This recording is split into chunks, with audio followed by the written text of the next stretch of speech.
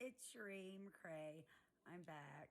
So, in the midst of all my videos, when I go onto YouTube, sometimes I forget what I've uploaded or what I forgot to upload. And some of it I don't even want to go back and listen to because it's just painful to even hear the things that I've gone through. Even though you've gone through it, it's just different when you hear it. It's almost like looking at a victim, like if you've been in my shoes where you work in this field of trying to save people, it's easier to save others than to save yourself. And I know that sounds really stupid, but it's true. So I wasn't really sure if I made this video or not, so I was going to go ahead and document it. So here we go. It's not going to be a fun one, so don't watch this in front of kids or listen to it where you're going to eat a sandwich or something. It's not going to be really good. So here we go. My father, Bishop Ronnie Mcrae and Cheryl Mcrae in the Bible and the Baptist Church and streetpreachersfellowship.com. You can look them up. And there's also a website called Street Preachers Fellowship Around the World. That's unfortunately my parents. What the world doesn't know is some of the things that they did was so vile and so ratchet and so wretched and criminal and disgusting and vile in the state of Pennsylvania that I feel that they need to be prosecuted amongst other people for what they did. With that being all said, I guess I just wanted to always make sure that everything's documented, especially the older I got, when I realized certain things were never going to happen for me. Meaning basically my family is in outside family, like the Mcraes or the Orches, like them being a part of my life. When I realized that I was really never wanted, I just decided, screw it. I'm going to go ahead and tell everybody on here. So if I were to die, I wanted to make sure my story didn't die with me. So I decided to put up some of the most horrific things, and I apologize if this is going to be not such a fun video, but the truth hurts, and I apologize that I really didn't get a choice in this matter, so here we go. And if it's hard for you to listen, can you just imagine what it was like for me? Growing up, they loved to do sick things to me, and one of the things was, it was on a Sunday. We had come home from church, and my father was the pastor, and he thought he was basically God, and he would do things that were just so horrific and unimaginable. I just to this day can't even fathom that they're walking free. One day, so we come home, and this, I'm going to try to make this a long story short and try not to really feel what happened that day because I'll fall apart. But I'm going to guess I was probably around, I don't know, I'm going to say 12, 13 years old, give or take. But my brother Ronnie Jr. was always trying to save me and give me a heads up about what was going on. And I was locked in this closet. So I'd come home from church. They would walk me, especially my mom. She just loved this. Walk me upstairs to this mini room, closet type thing, because my closet's way bigger than this thing. But she would stick me in there. They would nail the doors shut. The boards, I call it a door, but a lot of times it was just boards, so like up and down, and so they would nail them on, and so I couldn't get out. And Ronnie Jr. comes running to me upstairs, and he would tell me like what was going to happen ahead of time. And I remember looking out the window, and we had an outhouse hole, and I'm just going to guess I'm 5 foot right now, so I don't know really, like logistically speaking correctly on the exact, space. But I remember looking out my window, and my brother Ronnie was pushing over this building, which was the outhouse hole, because we didn't have like public running water or sewage like in our house. So we had an outhouse, and they had pushed the building over. And there's this hole. So it's probably, I'm going to say give or take 6 to 8 feet. Inside of it is maggots, feces, dirty tampons, you name it. It's been sitting there for, I don't know, a few years. So it's pretty bad. I remember I was shaking because I knew something really horrific was fixing to happen. And so we had just come home from church. Yeah, there you go. Take that one to the bank. But anyway, so it makes me upset thinking about this. So this is why I try not to, sometimes get videos because I just can't almost bear it. If any of you guys look at the pictures I post, there's a picture where I have a window circled. That's where they had me at. So I look out, and I see that they've done this. And there's a pen. Yeah, I said it, a pen. a pin that Ron Mcrae is done mislocated or whatever. I don't know what he did with it. Good Lord, I don't care. But he had accused me of taking this pin and throwing it down the outhouse hole. So the night before, I had a coffee can. My mom would use her Maxwell House coffee cans, and when they would empty out, she would give them to me for my toilet. And so when they would get full, they would she would take me out there and let me dump it in the outhouse hole. So, and then I would have to pour bleach in the can. And I remember to this day, I can still smell it. Like it would fuzz up in the can. God only knows how much poison that was just for me to deal with that. But they would like ridicule me while I was doing it. Like, oh, it stinks, you stink. Because they wouldn't let me bathe. I mean, I would go forever without bathing, and I'm probably sure I did stink. But when you're in a locked-in closet with a can for a toilet and you're starving Monday through Friday, and then you're used as basically a slave, it's just, you can just imagine the foulness of it. So my mom loved to make fun of me. It was just like her favorite thing to do. So the night before, when she had taken me there, they had basically over this night decided that I have taken this pen. Like, good Lord, you know. Anyways, so they they come to the conclusion, because there was a beating involved with it too, but the conclusion was that the pen was in the outhouse hole, because in my mind, getting them to stop beating me would just, you eventually, like, you know, just admit like, oh, I did it, or I had it, and you don't even have it, but so it's like when you see these police videos of investigation and they say, well, why did they admit to something they didn't do? Trust me, I know, I've lived it, I know what that's like. So, basically you're thinking, oh, well, if I say it went in our household, they'll stop beating me, which that backfired on me. So they decided to turn that outhouse whole building over. And I remember Ronnie coming running up, and he was like, get ready. You're not going to believe what they're going to do to you. And I was like, what? And we were whispering through the wall, and he was like, they're going to put you in that outhouse. And, so, you know, you're just not thinking that this could possibly be real. And you know that you don't have this pin, and you know there's nothing you can do about it, but you're going to have to live this incident down. So they took me outside. They stripped me down. I remember my mom saying, well, I don't want her clothes getting dirty. I don't want to clean that up. So I had like this slip, because we wore these jean dresses, and this slip underneath it. And I remember like they literally stripped me down to that slip, and they wanted me to get in the hole, and they had all my brothers lined up around the outhouse hole. So it was Ron, Cheryl, my Ronnie Jr., Steven, me, and Micaiah, and I think Enoch was there. I'm not sure if Enoch was born yet. I can't really recall, but I feel quite confident if he wasn't. I'm pretty sure it was close to that era. So they put them around. They're preaching, and Ron's telling me I'm going to hell, and I'm going to burn in hell, and I'm full of the devil, and they want me to get in this hole, and I'm begging, and I'm crying, and I'm pleading them not to do this. And I'm like, I didn't do this, I didn't do this. And they're like, get in the hole, get in the hole. And I was scared because I didn't know how to swim, and I didn't know what was going to happen. And so I actually remember this stupid. There's a stick on the ground, like right by the hole. And I was going to grab it because I was scared, and they were going to push me in. And I was just like stalling, trying not to get in. And they were not going to quit. So I went to grab this little stick, and they were like, took that stick from me, and they like kind of shoved me, and I fell in.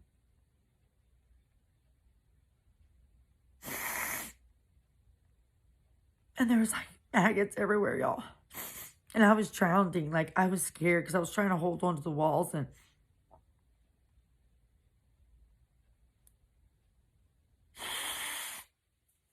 I don't know how to explain the horror. But I was terrified, and they wanted me to go down under the bottom of all the feces to try to find a pin that you know damn well is not there, because I don't know what the hell they're talking about. And all I know is I got to live through this, and I got to get through this, and I can't. And I'm scared, and I'm crying, and I'm begging for help. And there was literally no way to get out. Like, there was no way to get out. And my brothers are watching this, and what can they do? You know, really, they were just as scared as probably as I was. Is in like, what do we do? Because I mean, they know that if they do anything, they're next. And so it was just always me and Ronnie Jr. knew that if we had ever like done anything like, you know, more than like try to run away or something, that we felt like they would do it to my brother Steven, and we would made a promise that we were like we could hang in there. We didn't want him to do it to Steven, as we felt like Steven would die because he was so little and he had health problems when he was born and stuff. And so me and Ronnie just made a vow. I mean, we was over and over and over. We promised each other, like, no matter what, we're not going to let Steven, we don't want Steven to die. And first, you know, there wasn't Micah and Enoch. They were younger, and they were way younger than us, so they weren't, you know, it was years before they were born. So a lot of this was going on prior to them being born, and we wanted to just make sure that Steven didn't die.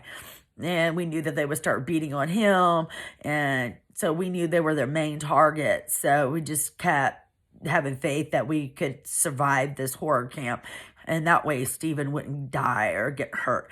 But I remember there was just the maggots crawling all over me, and I was begging for that stick because I couldn't reach the bottom. And every time I would go under, I was just, God, if you could just imagine like what I was going through at that moment. This went on for hours. Like, they kept letting me, I got to such a point, like, I knew it was just over. Like, I could not live. And the whole time, Ron's going, you know, you're going to hell, and Cheryl's telling me I'm full of the devil, and that I'm a whore. You know, like, I didn't even know what sex was. I was being molested, and I didn't even know what the hell that was. Like, I was so just not had any knowledge of anything but just survive. Don't die. Don't die. And I kept telling myself that. And as I sat there, I was sitting there begging my mom from the bottom of my heart to save me. And she would just laugh and ridicule me. And she was just like, it's like she got the freaking hell off on it. She really did. I never have considered her a victim, especially as I gotten older, spoken with her. She's not a victim. She's absolutely a predator. And she enabled and pushed Ron Mcrae to do a lot of sick shit to me.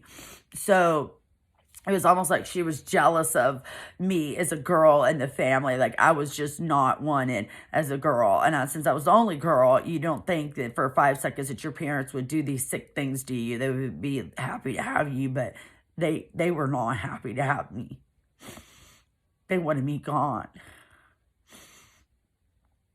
And I remember just sitting there climbing on those walls, and you're just like, there's so much feces and water and pee and disgust. And I just kept going under and under and under. And finally, I do know they gave me that little stick finally, because there's like toilet paper in there, and you're just, I don't even want to think about it anymore, because it was just the most horrifying thing that like, I just don't know how you do that. And to watch somebody suffer such pain and fear of losing their lives, I just don't understand how that's ever been okay for Pennsylvania not to do anything about it. To me, it's just astronomical. It's like they're doing it all over to me again. And so for me to ask for justice is just a nothing situation compared to what I went through. And when you go through these kind of things growing up, we think, you know, justice is at least deserve that, right? Don't I just deserve that, you know? But so far, no, I don't. So it kind of makes you feel hopeless. You feel hopeless with the system. You feel hopeless that these people did all this and they walk free today, and they do sick things to other kids that you hear about, and you're just like, I'm trying, but I can't get anybody to get up and do something about it. And I think about the DA there. He has children, and I think, you know, what if that was his kids? You know, could you imagine if that happened? I could never wish this on anybody. But as I sat there in that outhouse hall with tampons, and I really remember the maggots, it was just so horrifying. The fear of just like, this is my last moments. I'm going to drown here. I'm going to literally drown in feces. Like, how is that even something you could think of happening? But that was my world at that moment. And this went on for so freaking long. And finally what they would do is they just get tired. They get tired of something and then they would just go to the next thing. So I remember somehow they put a bit like a log stick in there and had to drag me out because they didn't want to grab my hands. And when they dragged me out of the feces, that Cheryl was like, Ron's like, well, you clean her up. And she's like, well, she's not going in the house. I don't want her walking in the house with feces all over her. So they said, well, she can go down to the pond at the hill where the church is, and she can take a shower there in the pond. I could imagine like what I've already gone through. Like, I'm just standing there. Like, what is wrong with you people? Like, what's wrong with you people? And Cheryl's like, so I'm going to go, there's a path that goes down to the church, and that path is the way, you know, like, that way it wouldn't be so painful to walk on because they weren't going to give me any shoes. So I'm barefoot on top of it. And they tell my brother Ronnie Jr., and I remember specifically Cheryl would say things that, it was weird. Like, if there was any kind of, I know y'all think this is probably the stupidest thing ever, but just for example, going down that path, she's like, no. She's not going down that path. She's going to have feces everywhere down that path, and I'm not walking down that path. So she's going to go through the woods. So it was like she wanted to make everything worse for me. And even if Ron gave me a little bit of a break somewhere, she would just lash out harder. And so she tells Ronnie Jr. to take me through the woods to the pond, which I don't know. I can't, I think it's called logistically, the mileage of how far it is from the top to the bottom. I think it is almost close to a mile or a half a mile. It's quite a ways, y'all. At that 174 Gilmore Hollow Road. If you look at the top, I've got a map. If you look at the top of it and go down that hill, you'll see a pond. So in Pennsylvania, it's rocks. It's like, it's not that, you know, soft of a place to walk through. So me and Ronnie go down, and Ronnie's with me, and as we go down the hill, he's just in front of me, and he was crying. He's like, I don't know what to do. And I was like, I don't know either. He's just like, you gotta live. He always used to tell me that. You just gotta live, Cherie. You gotta live. Because we didn't know anywhere to escape, where we were gonna go. You know, you're gonna call 911. We didn't even know what 911 was, but if you went to the police, well, look what happened. You know, the chief of police is working with my dad. That wouldn't have saved us, so we knew we had no way out. So he took me to that pond, and I got in the pond. And as I was in the pond, like, trying to wash this off, I'm trying to drink the pond water on top of it because I'm so freaking thirsty because they won't give me anything to drink or feed me or anything. And I just remember him saying over and over, he said at that pond, he looked so hopeless. He looked so hopeless. Like, just remember seeing his face of just like, what do we do? Like, how in God's name can we even begin to escape? We have no friends. We have no family. Like, what are we going to do? And so he just stood down there by that pond. He was just looking at me. And that day I was thinking of like, how can I drown myself in this pond? And we were talking about it. I'm not sure if I've even told anybody this, but we were sitting there at the pond talking about just how to drown me. And he didn't, like, Ronnie didn't want me to die because we were like best friends. And we knew we had to live because of Steven. He was like our little hombre, you know, or whatever you call it. Like, he was just our little brother. And we just felt so compelled that they would do the same thing to him. So we knew we just couldn't kill ourselves. So, but there was this pipe that stood out of the pond. So I got on top of it and I was standing there and I was like, Ronnie, I can't do this. And he just, Cherie, you gotta live. You gotta live. And I was like, I just want to die. I don't want to do this anymore. So I jumped off the pipe into the water. And I just, instincts, grab your nose. Like, I just couldn't drown myself. I was pathetic at suicide. Good God. I couldn't figure that out. And we went back up that hill, and I was cut up so bad because all the briars, they're like briars, they just stick all over me. They just ripped me to shreds. And to this day, I wonder when, Ronnie's dead now, the things he must have thought before and after, what he had saw with his sister, the torture. It's just remarkable how much pain we all went through there, and nobody did a damn thing. CPS paid my parents $30,000. Are you fucking kidding me? I've got so much proof of what you people failed to do for us. So when I ask for justice, I don't think I'm asking for a lot when you've gone through something like that. And I always tell people, that's one day of my life. That was one day of my life. That was one day of my childhood. So can you just imagine how much I want to fight for justice? If I can live through that, my God, can you imagine how much I want to live?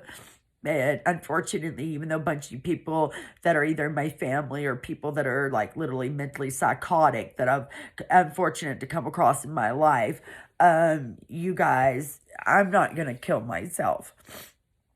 I'm not going to give up. And I'm really proud that God made me beautiful. And I'm really proud that I'm the person that I am today. Because when you've lived through something like that, you have a lot of pride in yourself. That's why I don't take a lot of bullshit from people, and I don't take a lot of crap of this whole wind me down state. I call it the wine state, not Texas. I'm meaning just the world, woe is me, poor is me, I've been through so much, or this and that. And a lot of people have. A lot of people have been through a lot of bad stuff. But some of this crap is it's just like that crap.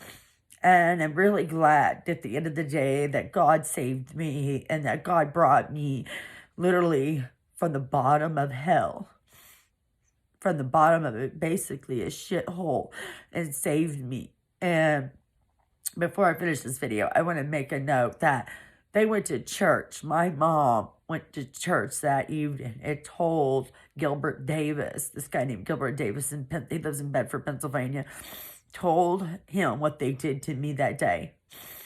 She was honored, hey, let me tell Gilbert in church that we took our daughter and threw her in an outhouse hole. And so when you say there's not witnesses or there's not that, well, they haven't said that. They don't really say anything besides nothing.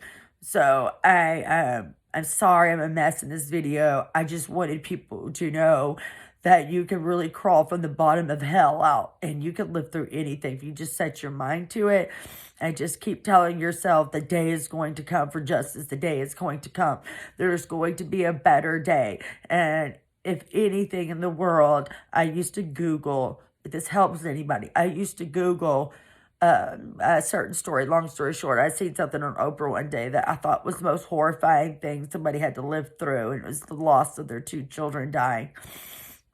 And I used to Google that story every time when I would get really low in life, because I thought that was something so painful that I had not had experience. And I thought, that person lived through that. I can live through it. I can live through this. So please share my story. Please call Josh Shapiro out of the, he's out of Evansburg, Pennsylvania. Call the district attorney in Somerset, Pennsylvania, and request and demand for justice for me. I would really appreciate it. That's all I'm asking for in life, is for justice, and that these people be tried for the crimes that they committed against me, because I absolutely know they did their best to try to kill me. So thank you guys. I appreciate all of y'all. Again, I'm sorry. This is a very horrid story. I'm sorry that I ruined the Maxwell House coffee can for you. But every time I see them in a store, I remember the day that's happened. I remember that my mom loved to see me suffer. I remember that my mom's favorite coffee was Maxwell House, and that was my toilet. I remember the day that I crawled out of an outhouse hole and I lived to see the day today. This is Cheriemcrae. I'm 42 years old. My date of birth is 9/14/78. This is my story of survival of the fittest, I guess is what I call it. But please note, and I hope Josh Shapiro and the district attorney in Pennsylvania, I hope every day I'm on your mind. And please give me justice. Thank you all. Have a blessed day.